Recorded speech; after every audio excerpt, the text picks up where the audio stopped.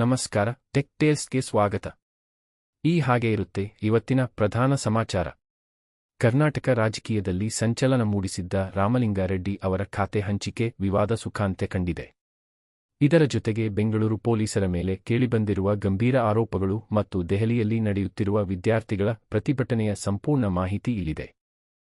ಕರ್ನಾಟಕ ರಾಜಕೀಯದಲ್ಲಿ ಕಳೆದ ಕೆಲವು ದಿನಗಳಿಂದ ಚರ್ಚೆಯಲ್ಲಿದ್ದ ಸಚಿವ ರಾಮಲಿಂಗಾರೆಡ್ಡಿ ಅವರ ರಾಜೀನಾಮೆ ಮತ್ತು ಖಾತೆ ಹಂಚಿಕೆ ವಿಚಾರಕ್ಕೆ ತೆರೆ ಬಿದ್ದಿದೆ. ಮುಖ್ಯಮಂತ್ರಿ ಡಿ.ಕೆ. ಶಿವಕುಮಾರ್ ಅವರು ಜಯನಗರದ ಖಾಸಗಿ ಹೋಟೆಲ್ನಲ್ಲಿ ರಾಮಲಿಂಗಾರೆಡ್ಡಿ ಅವರೊಂದಿಗೆ ಸುದೀರ್ಘ ಚರ್ಚೆ ನಡೆಸಿದ ನಂತರ ಸಮಸ್ಯೆ ಬಗೆಹರಿದಿದೆ ಎಂದು ಖಚಿತಪಡಿಸಿದ್ದಾರೆ. ಈ ಬೆಳವಣಿಗೆಯಿಂದ ಸರ್ಕಾರಕ್ಕೆ ಎದುರಾಗಿದ್ದ ಸಣ್ಣ ಬಿಕ್ಕಟ್ಟು ನಿವಾರಣೆಯಾಗಿದೆ.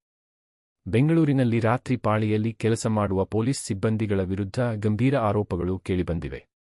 ಅವರು ಹೋಟೆಲ್ಗಳಲ್ಲಿ ಹಣ ನೀಡದೆ ಆಹಾರ ಸೇವಿಸುವುದು, ಮಾಲೀಕರೊಂದಿಗೆ ಜಗಳವಾಡುವುದು ಮತ್ತು ಸಾರ್ವಜನಿಕರ ಮೇಲೆ ಹಲ್ಲೆ ನಡೆಸುತ್ತಿದ್ದಾರೆ ಎಂದು ಕೆಎಸ್ಪಿಸಿಯ ಸದಸ್ಯರು ದೂರಿದ್ದಾರೆ.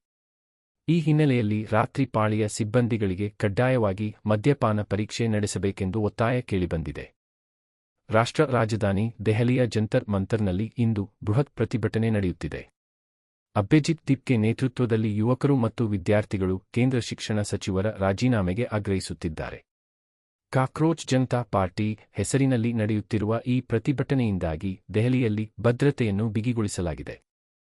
ಭಾರತದ ವೆಲ್ನೆಸ್ ಮಾರುಕಟ್ಟೆ $170 ಬಿಲಿಯನ್ ತಲುಪಿದೆ. ಫಿಟ್ನೆಸ್ ಆಪ್ಗಳು ಮತ್ತು ಹೆಲ್ತ್ ಟ್ರ್ಯಾಕರ್ಗಳು ಈಗ ಜನರ ಜೀವನದ ಭಾಗವಾಗಿವೆ.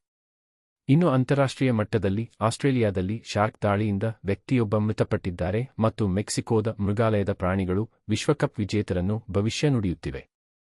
ಇವಿಷ್ಟು ಇಂದಿನ ಪ್ರಮುಖ ಸುದ್ದಿಗಳು. ಇಂತಹ ಹೆಚ್ಚಿನ ಅಪ್ಡೇಟ್ಗಳಿಗಾಗಿ ನಮ್ಮ ಚಾನೆಲ್ ಫಾಲೋ ಮಾಡಿ.